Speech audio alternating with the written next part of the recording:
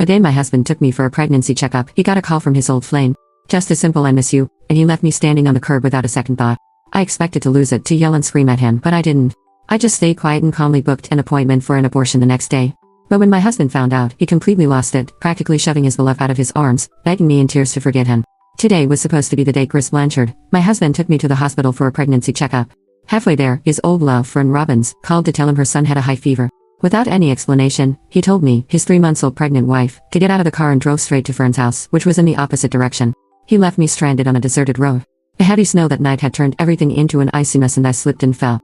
Pain shot through my stomach like 100 needles stabbing at once. A kind stranger found me and drove me to the hospital.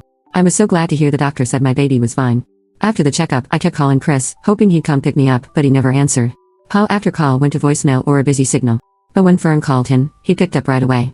It reminded me of how things were before we got married. His phone was always on, always waiting for my call. I went home, my heart heavy, and just collapsed on the bed. Chris came back around 1 and Oiden muttering under his breath as he walked in. "You went to bed already? You didn't even leave the light on for me."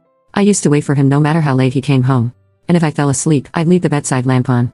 But tonight, I just didn't have it in me to care. I turned over, facing away from him, and leave his questions on air. He clicked his tongue in irritation. "Are you serious right now? Fern's son had a 102-degree fever. If I hadn't taken them to the hospital, he could have ended up with brain damage. Show a little compassion, would you? Did you think about me at all when you left me on the curb in the middle of a snowstorm? Did you even care if I managed to get to the hospital or not? I'm pregnant, for heaven's sake, with our baby," I snapped. "Who's your wife, Chris? Is Fern so incapable that she can't call 911 on her own? Why does she have to ask someone else's husband to deal with her problem?" I kept going. Chris let out a long, exasperated sigh, looking at me like I was losing hold. "Don't be so petty, Elodie. Fern's just returned from England. Her British husband divorced her and she doesn't have anyone else here. I'm the only person she knows. Things hasn't been easy for her. Raising a kid alone is draining. If there's something I can do to help her, then I had to." I felt tears prick at the corners of my eyes. "Then why don't you just divorce me and go be with her? That's what you want, right?" The more I talked, the more my heart hurt. I remembered the days before we got married. The Chris I used to know would put me first in everything. When I had even a slight cold, he'd be frantic, rushing me to the hospital, ignoring urgent calls from his boss in the process. But now, he was like a stranger, indifferent and distant. Maybe he saw the heartbreak on my face because he softened a little, stepping closer and wrapping me in his arms. "Come on, don't be mad, honey. Forgive me this one time. I swear I'll never do it again," he said softly, trying to soothe me.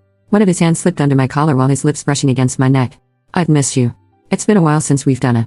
I slapped his hand away hard. "What do you mean, a while? We just did it last month. The doctor warned me, no more sex until after the baby's born, or I could miscarry." All right, Chris muttered, clearly frustrated as he let me go. He grabbed his phone and whatever he saw made his whole face light up. His eyes went soft and gentle and he looked completely absorbed. I called his name, but he wasn't answering. It was like he didn't even hear me. While he was in the shower, I picked up his phone from the bedside table. To my surprise, he had changed the lock screen password. It used to be my birthday. After several failed attempts, I tried entering 1123 and it worked. November 23rd was the day his precious Fern Robbins returned from England after her divorce. I couldn't help but scoff as I unlocked Chris's phone, immediately seeing their message history. Fern's words dripped with sweetness, her constant calling on my husband was getting on my nerves. "Fern, Chris, thank you so much for today. I don't know what I would have done without you.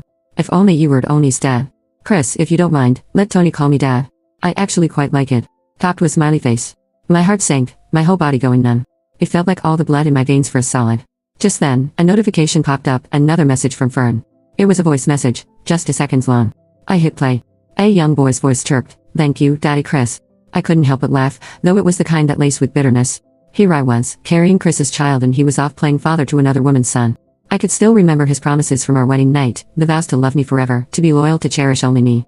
It had barely been 3 years and those promises had rusted over. Chris stepped out of the shower, catching sight of me with his phone. His face contorted with rage and he shoved me hard enough that I crashed to the floor. Pain shot through my belly and I had to grit my teeth against it.